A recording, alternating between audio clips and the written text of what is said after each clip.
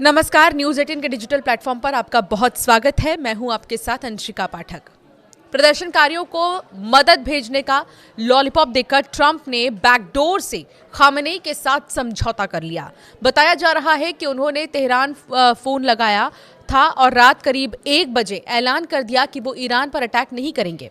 हालांकि ट्रंप ने इस डील के लिए शर्त रखी, जिसे ईरान ने सूरत निकलते ही पूरा भी कर दिया। इस कॉल का खुलासा ईरान के राजदूत अमीरी मोगदाम ने किया है। उन्होंने फोन कॉल पर हुई सारी बातचीत भी डिटेल में बताई है। उन्होंने इस राज से भी पर्दा उठाया है कि ट्रंप अटैक करते करते अचानक पीछे कैसे हट गए। तो ट्रंप ने क्यों भेजा मैसेज, अब इस पर आते हैं। पाकिस्तान में ईरान के राजदूत रजा अमीरी मोगदाम ने ईरान अमेरिका के बीच चल रहे टेंशन के बीच बड़ा खुलासा किया। उन्होंने बताया कि ट्रंप ने व्हाइट हाउस से रात के करीब 1 बजे ईरान को संदेश भिजवाया था कि हम ईरान पर हमला नहीं करना चाहते। अमेरिका ने ईरान को हालात कंट्रोल में करने और संयम बरतने की चेतावनी देते हुए कहा कि अमेरिकी हितों को निशाना न बनाया जाए। ट्रंप ने इस मैसेज में खामेनेई की उस सजा को कैंसिल करने की शर्त रखी जिसमें प्रदर्शनकारियों को फांसी होनी थी। इसके बाद ट्रंप का मैसेज सभी अधिकारियों को सर्कुलेट कर दिया गया, जो पाकिस्तान में ईरानी दूत तक भी पहुंचा। इसके बाद ईरान की तरफ से सुबह होते ही ऐलान शुरू हो गए थे कि प्रदर्शनकारियों की फांसी को रोक दी गई है। इस बीच मानवाधिकार संगठनों ने चौंकाने वाला दावा किया है, जिसके मुताबिक ईरान में मौत का आंकड़ा बढ़ चुका है और अब तक 3000 से ज्यादा लोगों की मौत हो चुकी है। इसके अलावा ईरान में इंटरनेट बंद हुए 1 हफ्ता बीत चुका है। अमेरिकी राष्ट्रपति डोनाल्ड ट्रंप चाहते थे कि ईरान पर तुरंत एक्शन लिया जाए। उन्होंने इसके संकेत भी दिए जब कहा कि प्रदर्शनकारी संस्थानों पर कब्जा करें, हम मदद भेज रहे हैं, लेकिन अचानक से उनके सुर नरम पड़ गए। गुरुवार सुबह वो कहते नजर आए कि ईरान अब प्रदर्शनकारियों को फांसी नहीं देगा, हमें भरोसा है कि वो ऐसा जारी रखेगा। इससे लग रहा है कि पिछले 48 घंटों में पर्दे के पीछे चली एक जबरदस्त कूटनीति ने फिलहाल इस खतरे को टाल दिया है।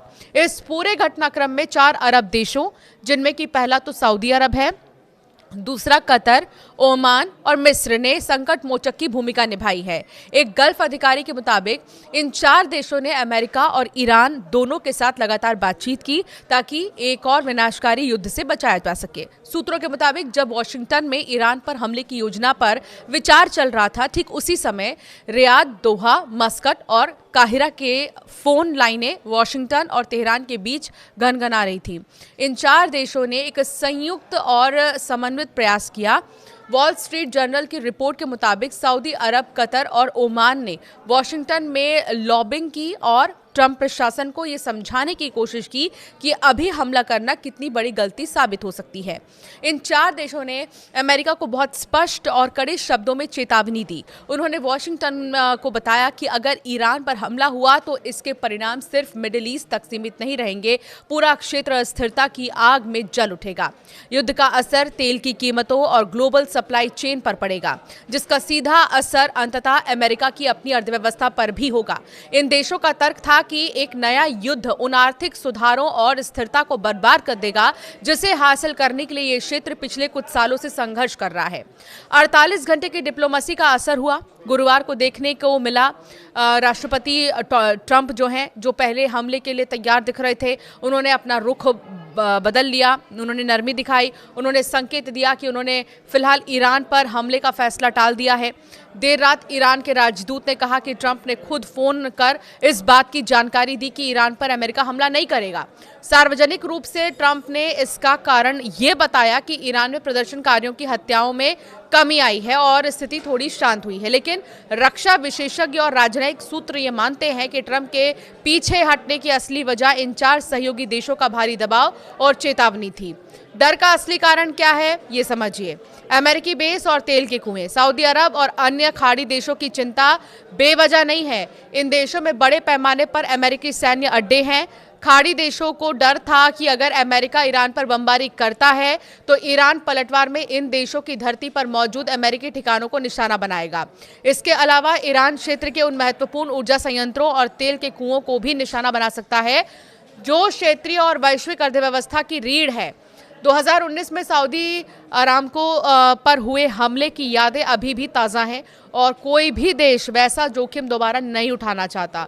दुश्मनी से दोस्ती की ओर इस कूटनीति में सऊदी अरब और मिस्र का शामिल होना सबसे महत्वपूर्ण है।